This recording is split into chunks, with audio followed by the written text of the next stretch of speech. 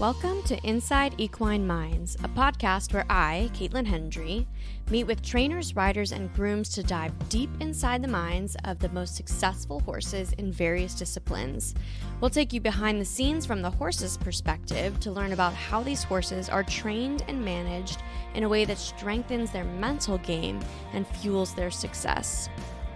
This podcast is brought to you by ECPI, or Equine Performance Identities, which is a personality profiling tool to help you understand your horse at an individual level. An ECPI profile provides information about your horse's individual needs and motivations so you can manage and work with them in a way that brings out their best. An ECPI profile can also inform breeding and sales by providing information about temperament to ensure the best match possible between either horse and rider or stallion and mare. In today's episode, I am joined by National Show Hunter Hall of Fame rider and trainer and four-time world champion hunter rider, John French.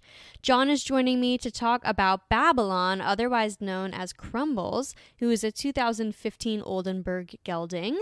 Crumbles has been with John pretty much since he was imported by Kent Farrington from Germany. He is now owned by Marnell Sport Horses and leased to Paige Walkenbach.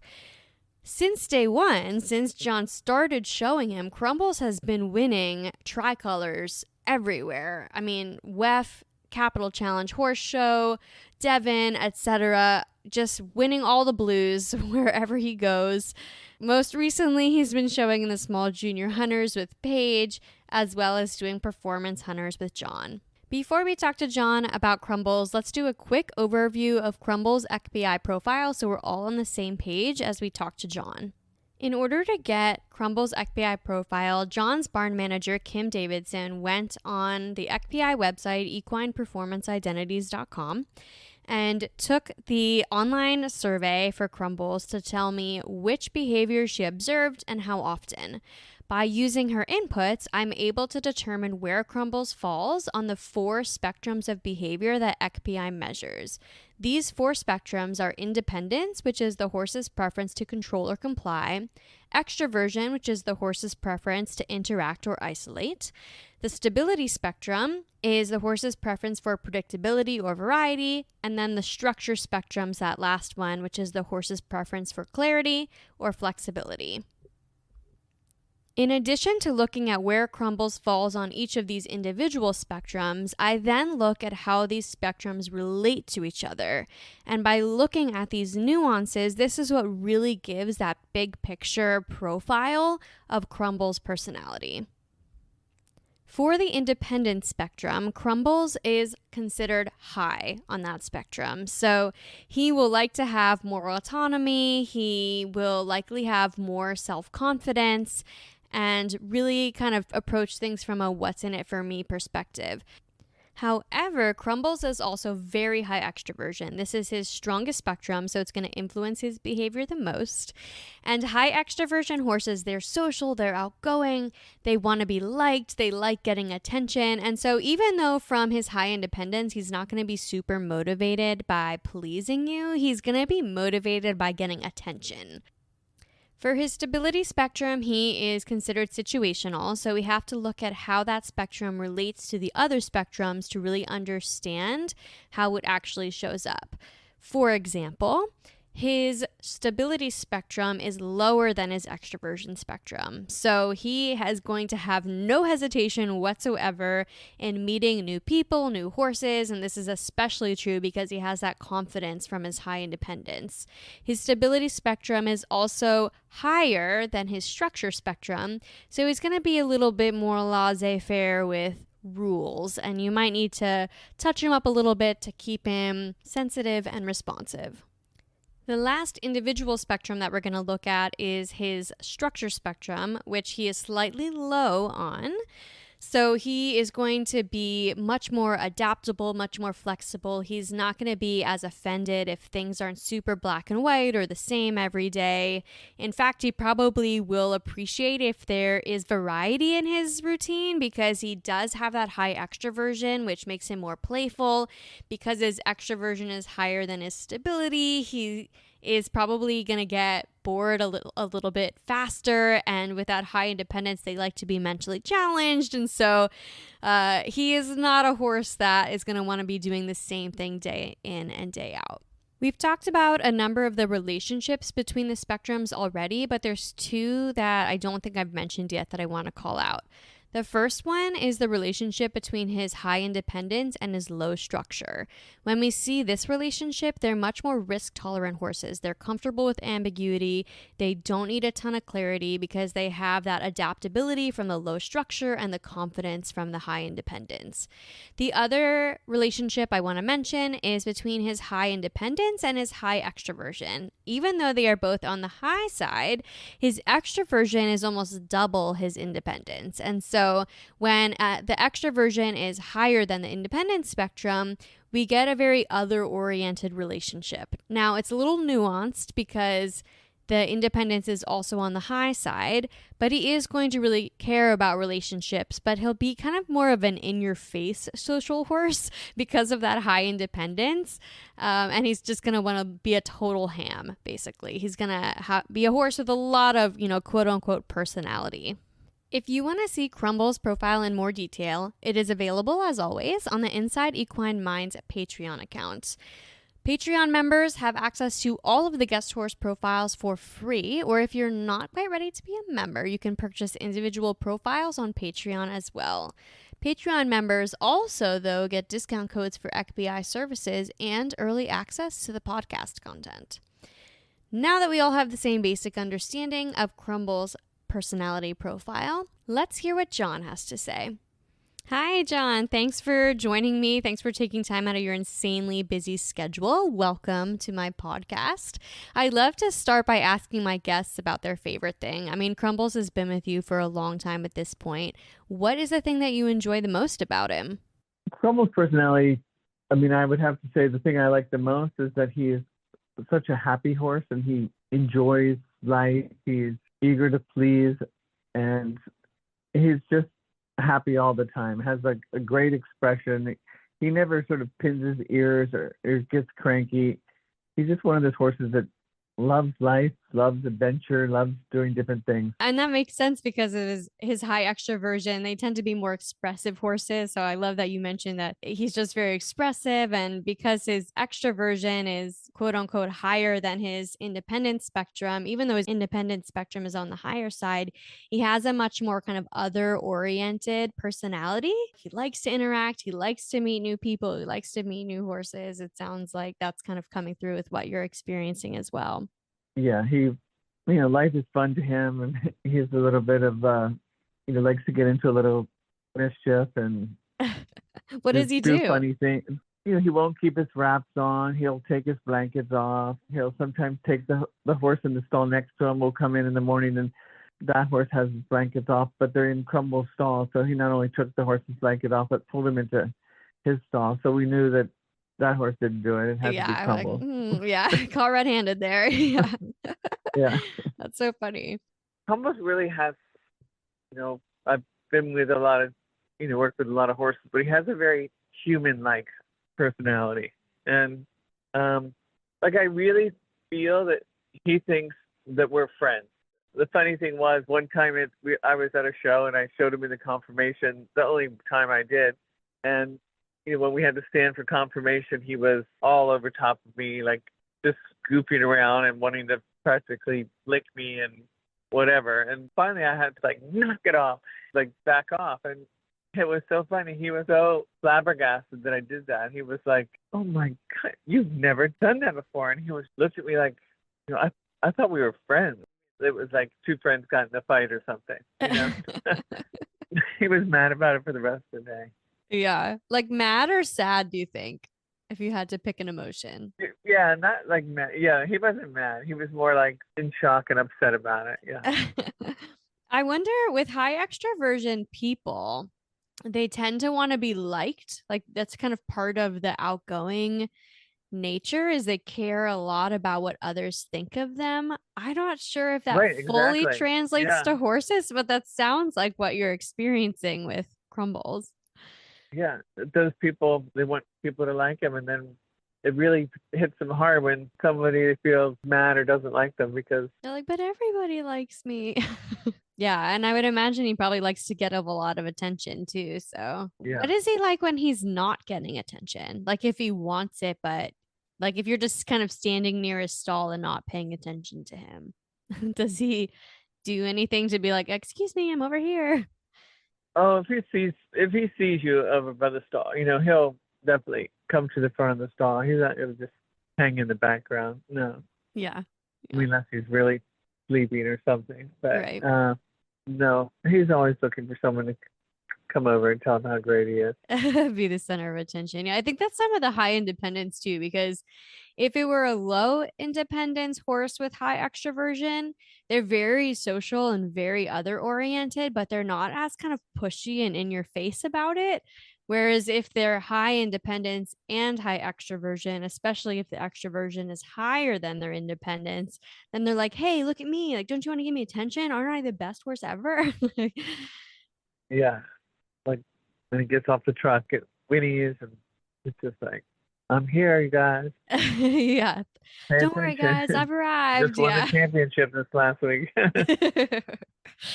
I love that. So then on the flip side of that, what part of his personality do you find the most challenging? I mean, sometimes his work ethic could be a little bit, he just wants to have fun. And so I think we have to keep it interesting for him because if you ride him too many days in the ring, he's kind of, okay, I'm getting a little bit bored with doing this and I'd like to, go out on the trail or do something, more fun. You'll be riding him around and all of a sudden he'll just try to come back to the walk. He'll just be like, I think I've had enough cantering right now. I think we'll take a break, Yeah. Yeah. And so that's the hardest part is just making sure that he keeps the enthusiasm that he always has all the time because that's what's so great about him. And is there anything that you do in particular to add in that variety and kind of keep him stimulated? Yeah, when I ride Crumbles, I probably ride him at least a couple of days a week, just out on the trails or in the field. He loves going out for a ride. He doesn't have to be with other horses. He'll go with other horses or go by himself. Even when he goes by himself, though, he likes to talk a little bit. And, he'll whinny a few times, but it's not like a whinny to other horses. It's really just like him just talking. He first goes out on the trail and he's letting everybody know that he's coming, and that's just the way he is. And just when I started riding him, I'd take him to the show, and the first day of the show, he would be talking and whinnying, or in the morning when I would get up to ride him before the show started, riding from the barn to the ring, he was just talking and whinnying the whole time, but not in a nervous way, though. Not in a nervous, excited way. It's kind of totally different. And yeah. That's so funny. Yeah. I mean, his extroversion, his high extroversion is his strongest spectrum. And so every time you say something about him, I'm like, yep, that's his high extroversion, like being chatty and outgoing and expressive. Just seems like a really enjoyable horse to be around. Just very kind of social and engaging. Kind of like when somebody says, oh, this horse has a lot of quote unquote personality. I feel like Crumbles' profile is what they're thinking of. Yeah.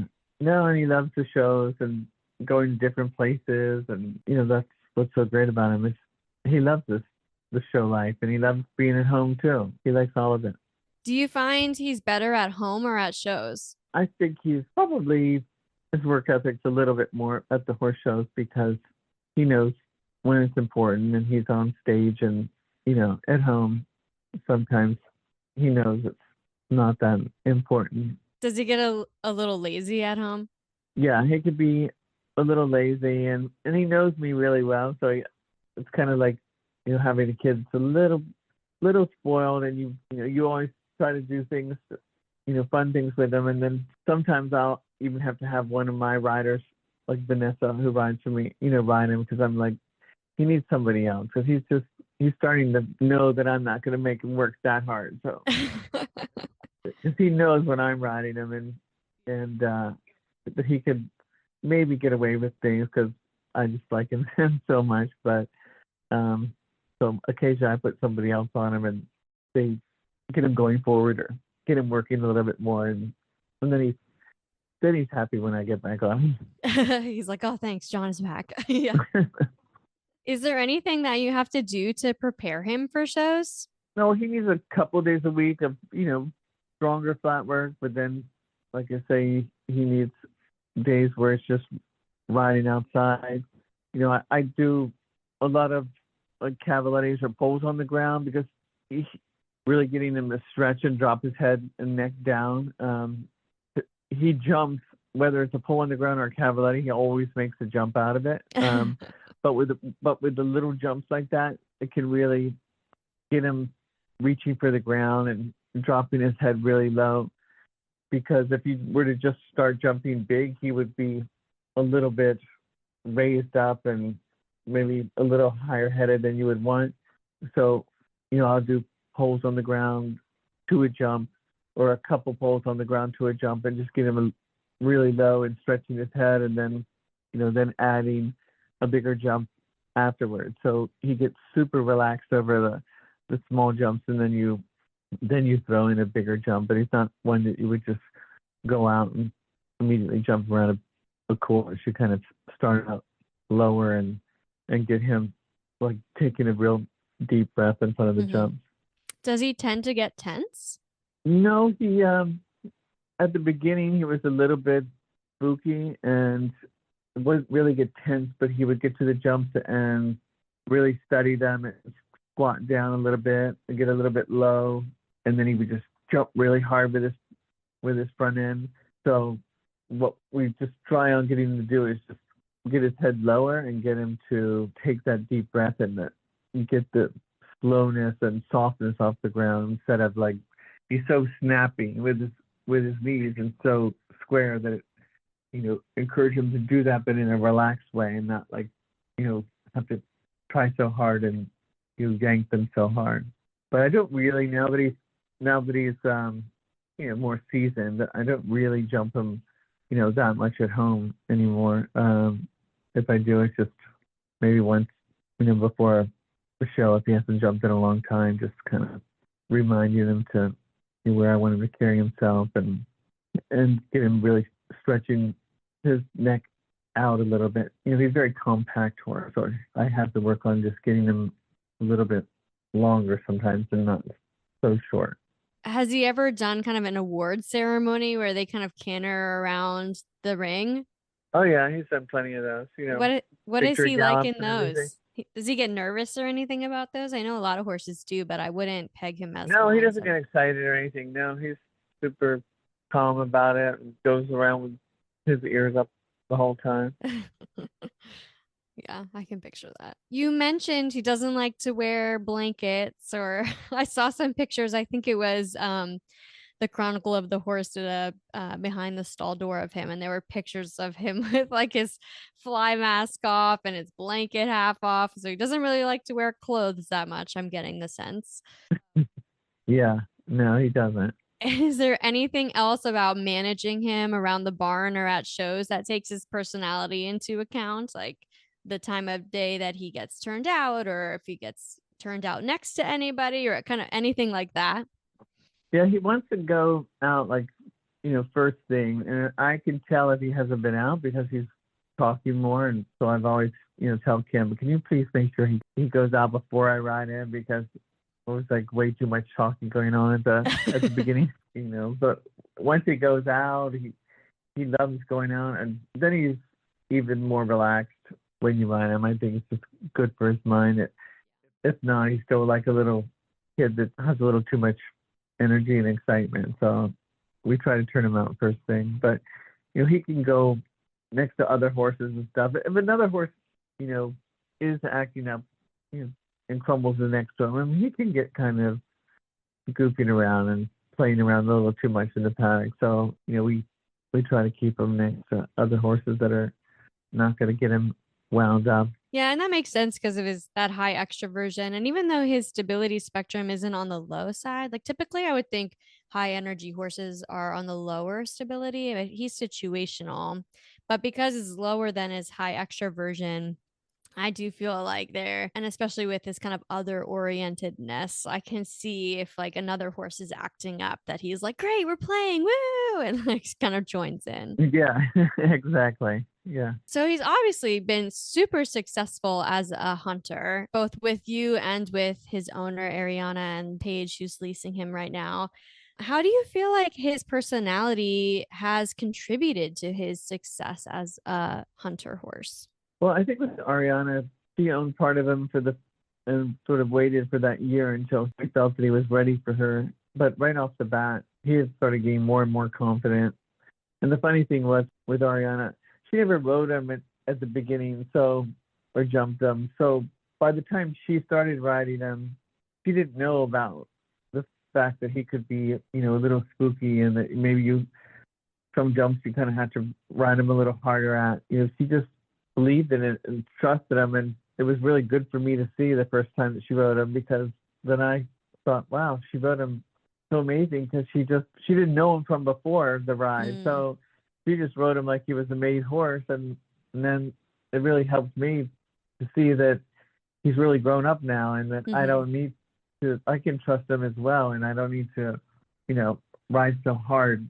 I can just have that belief that he's going to go, and that's the good part. You don't have to ride him so hard, and he's got such a good canter that you can either, wait, or you can see it 10 strides back if you want. I think Paige and Ariana, ride a little bit different. I mean, Ariana, rode very loose, and, Paige done a lot more in the equitation and rides more out of hand, and wants him a little bit more in a frame and shape.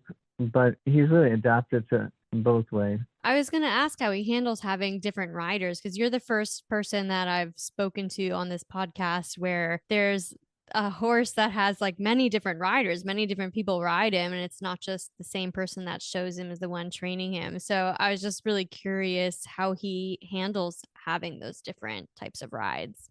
Yeah, I mean, and too, I find him still a lot in between, because Ariana was always going back and forth, and she mostly showed him, and Paige goes back and forth. So he's really ridden regularly still by me, and then at the horse shows he would have been ridden by Ariana and now Paige. So I don't know if I wasn't the one who rode him all the time, and it was somebody else's horse, then I'm not sure.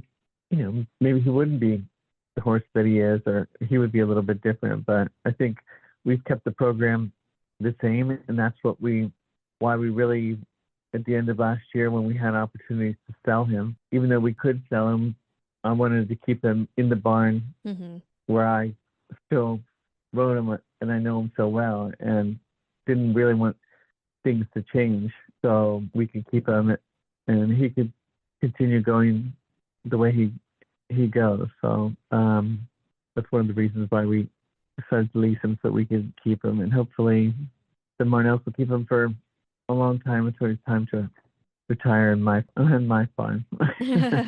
It'll stay with you forever. That brings me to my next question about nature versus nurture, because you mentioned, if it was somebody else riding him, I'm not sure he'd be the same. So I'm curious on your take of, which do you consider more important in shaping personality, nature, like genetics, or nurture and training and environment? I think nurturing. I think, he might have had all the talent, in his breeding and what have you, but other trainers had said to me before that horse could have gone either way at the beginning. And it's good that horse had you, because he really made a turn in the right direction, and otherwise he might not have been the horse that he is today. Tell me more about when you said, in the beginning, it could have gone either way. Tell me more about, the beginning. Yeah, I think people thought he's a little spooky, a little bit, maybe looked a little bit fast over the jumps, because he, had to be ridden a little bit harder at the jumps. My style of riding is I'm not very overly reactive person, and, I would never react too much to anything that he did, and then he would realize, oh, it's not that spooky, and because he's the type, if you ride him hard and you go a little fast and ride him aggressively, he spooks more. But if you ride him soft and a little non-reactive, then all of a sudden he takes a breath and realizes that it's not a big deal. Like as a first-year horse, I mean, as a 6-year-old, he went to Capital Challenge and never gone indoors, and ended up being grand champion at the show and winning the professional challenge against all these seasoned horses. And I remember in the second round, like photographer flashed, and for a minute he was gonna get real spooky, and if I would have overreacted, I think he would have overreacted. So maybe the judges saw it and marked down a little bit for it, but it wasn't that big a deal, and he still ended up winning. But what do you think led to the spookiness? Because I don't look at his profile and think he would be a really spooky horse. Yeah, it's not like he would spook and really shy away. His attention would get lost, and you always have to make sure that you weren't riding at something. He could go by something, but if you went head on at something, there'd be a couple strides of startledness that he would have. And I think at first he would puff up a little bit, and he would be a little bit more up in front than you wanted. So he really needed a ride that wasn't going to, you couldn't force his head down. You had to kind of relax his head down. So somebody might have wanted to really, be strong and try to get him to put his head down, but it couldn't come from force. It had to come from softness. And I would do smaller classes and then bigger classes and smaller classes, so he wouldn't try so hard. I don't think he could do, even though he's scopy, I don't think he could do the 4-foot. I think he would just try too hard. You would lose a little bit of the slow softness that he has now. Yeah, I don't know if he's a Derby horse. I don't think he could just go into he's a division horse. He's, you couldn't just take him out and, jump him over, jumps he's never seen, and not expect him to get a little bit weak at the knees at some of them if they were very spooky. He'd always go, but it would be a little bit too snatchy.